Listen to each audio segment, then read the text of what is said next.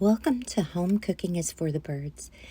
I have got a great recipe for you. This is so scrumptious.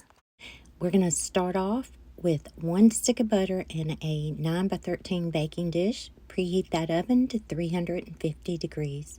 We're going to put that stick of butter in the oven. Once your butter has melted, you will need at least 2 large chicken breasts, shredded. And I went ahead and I pre-cooked mine in my pressure cooker, my Instapot.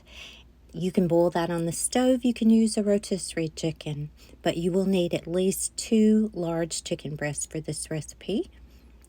And then I have got a 1/3 cup of onions diced, a 1/3 cup of celery diced, and a 1/3 cup of carrots diced. You can saute these on your stovetop, but I just put these in the microwave in that same cup, less dishes, for about 2 minutes to soften them. They will cook some more while this casserole is cooking in your oven, but this really helps to really soften up those vegetables. Now I'm going to add some pepper, lots and lots of pepper in this one. I didn't add salt because this is going to have some sodium in it by the time we're finished with the other ingredients. Now, you'll need a bowl and you'll add 2 cups of self-rising flour.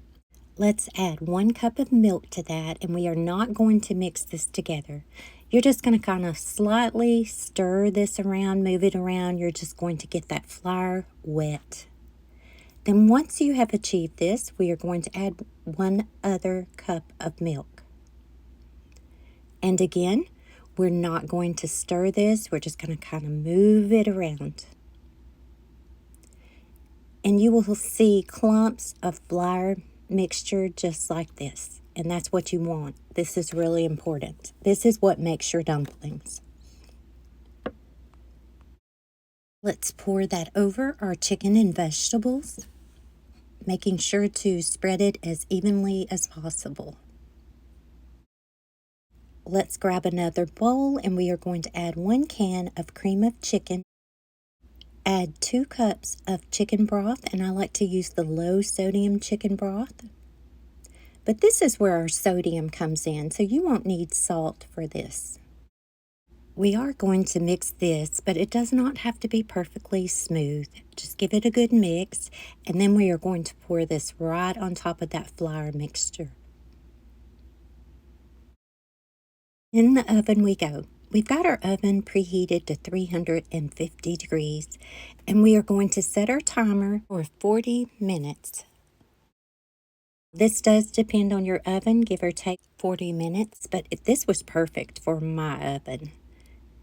And 40 minutes later, voila, this is ready to be served. And guys, this was absolutely delicious. You won't be able to eat just 1 helping of this.